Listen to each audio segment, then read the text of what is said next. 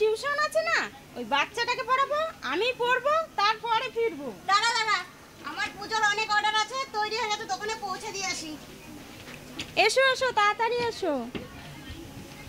এই দাঁড়াও দাঁড়াও দাঁড়াও দাঁড়াও, এ কি করছো? এত বড় মেয়েকে শহরে পাঠাচ্ছ পড়াশোনা করানোর জন্য, তাও আবার একা একা? আর এই যে তুমি এ বয়সে এসে জামা কাপড় চোপড় সেলাই করছো, আবার গ্রামে গ্রামে বিক্রি করছো? ছি ছি ছি ছি, এমন কথা তো বাপের জন্মেও শোনেনি। শোনোনি? তাহলে শোনো।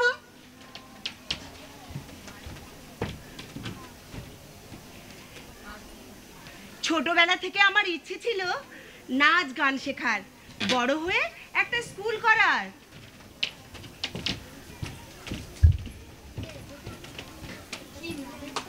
আমার ইচ্ছে ছিল ডাক্তার হওয়ার। আমার ইচ্ছে ছিল নিজের একটা ব্যবসা করার, কিন্তু খুব কম বয়সে বাবা মা বিয়ে দিয়ে দিল। তারপরে হয়ে গেল বাচ্চা।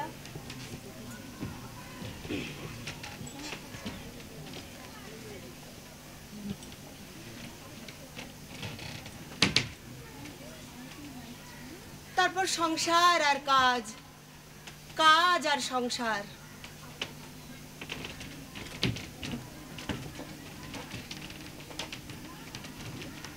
সংসার সংসার মানেই অশান্তি। বাবা গয়না দেয়নি কেন, গায়ের রং কালো কেন, বাচ্চা হচ্ছে না কেন, অশান্তি, মারধর, গালিগালাজ আর অপমান।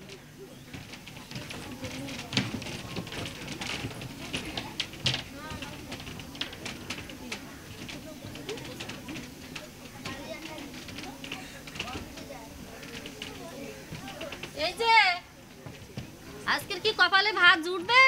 এখনো ভাত বসাওনি কেন? ওই যে সেলাই স্কুলে গেছিলাম, ওখান থেকে ফিরতে আমার দেরি হয়ে গেছে। হ্যাঁ, বয়সের কালে ঘাটে ওঠার বয়সে বাবু আবার গেছে সেলাই শিখতি। যত সব ঢং আর আদিকে তো দেখে বাঁচি না বাপু।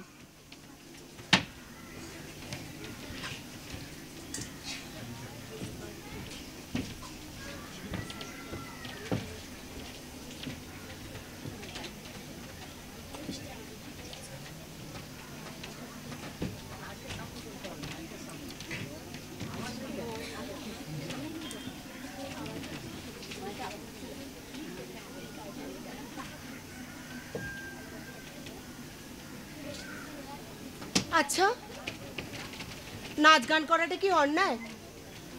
এই যে এত লোকজন টিভিতে, নাটকে, সিনেমাতে নাচ গান করে, তার বেলা? আর আমি তো ছোটবেলা থেকে ওটাই করতাম। আর এখন যখন বলছি যে আমি বিয়ে করতে চাই না, আমি এখন নাচ গান করতে চাই, তো সকলেই আমাকে বিয়ে দিতে চায়। কেউ শুনছে না আমার কথা। আমার মরে যেতে ইচ্ছে করে।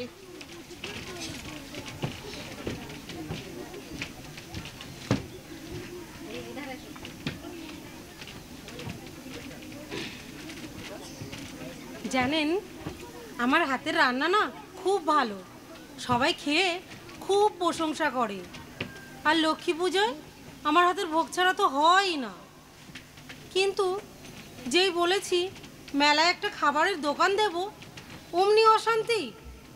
আর চারিদিকে যে এত খাবারের দোকান, সবাই গিয়ে যে খাচ্ছে, তার বেলায় ইস, যদি একটু লেখাপড়া জানতাম।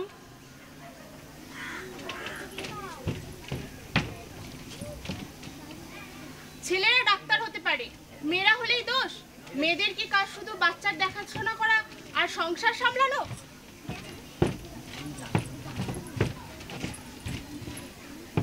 আমি ডাক্তার হবই, ভর্তির পরীক্ষা দেবই, কিন্তু কোথায় যাই, কার কাছে সাহায্য চাই, কিছুই বুঝতে পারছি না।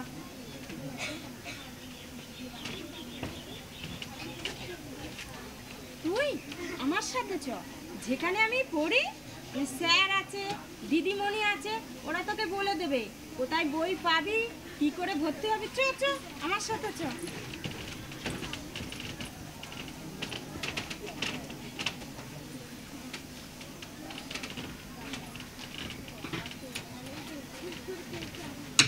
কিরে, এখানে বসে কাঁদছিস? কাঁদবো না তো কি করব? এত করে বললাম যে আমি এখন বিয়ে করতে চাই না, আমি নাচ গান করতে চাই, তো কেউ শুনছে না আমার কথা। তাই এখানে বসে বসে কাঁদলে হবে? তুই একটা কাজ কর, একটা চিঠি লেখ, স্কুলে নাচ শেখাবার জন্য আবেদন কর, দেখবি ঠিক একটা পদ বেরিয়ে যাবে। চ চ আমার সঙ্গে চ।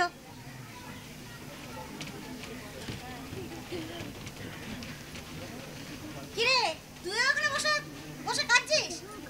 চ চ, আমরা ঠিক একটা পদ বের করবো।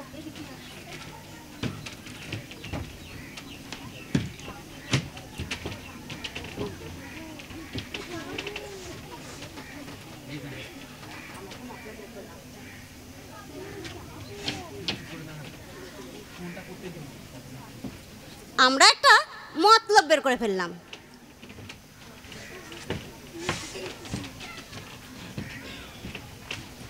আমি পড়লাম, মাকেও পড়ালাম।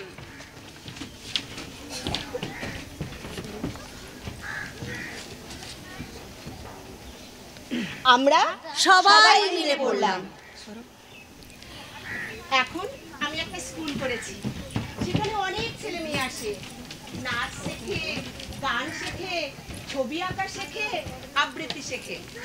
বছরে বড় বড় প্রোগ্রাম করি, শহর থেকে অনেকেই শেখাতে আসে। মেয়ে স্কুলে যায়, মেয়ের সাথে আমিও বেরিয়ে পড়ি। মেয়ের স্কুলের ক্যান্টিনে একটা খাবারের দোকান করেছি। আমাদের পাড়ায় আমি একটা ছোট্ট চেম্বার করেছি, সেখানে রোজ সন্ধেবেলা বসি। পাড়ার অনেক লোক সেখানে চিকিৎসা করাতে আসে।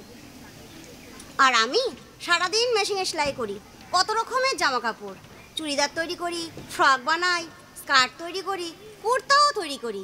আর আমার মেয়ে টিউশনি পড়ায়, নিজেও পড়াশোনা করে। এভাবেই আমাদের মামের দিন কেটে যাচ্ছে। আর আমি এই বয়সে আবার নতুন করে পড়াশোনা শুরু করেছি। বয়স হয়েছে তো কি হয়েছে, আগে জানতাম না তো কি হয়েছে, এখন তো জেনেছি, এখন পড়বো। চিরদিন টানবে পিছে, চিরদিন রাখবে নিচে, চিরদিন টানবে পিছে, চিরদিন রাখবে নিচে। এত বল নাই রে তোমার, এত বল নাই রে তোমার, সহে না সেই টান তোমাদের এমনি অভিমান।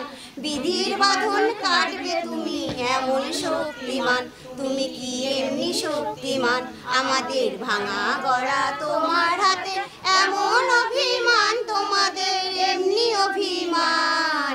বিধির বাঁধন কাটবে তুমি এমন শক্তিমান, তুমি কি এমনি শক্তিমান, আমাদের ভাঙা গড়া তোমার হাতে এমন অভিমান, তোমাদের এমনি অভিমান। বিধির বাঁধন কাটবে তুমি এমন শক্তিমান, তুমি কি এমনি শক্তিমান।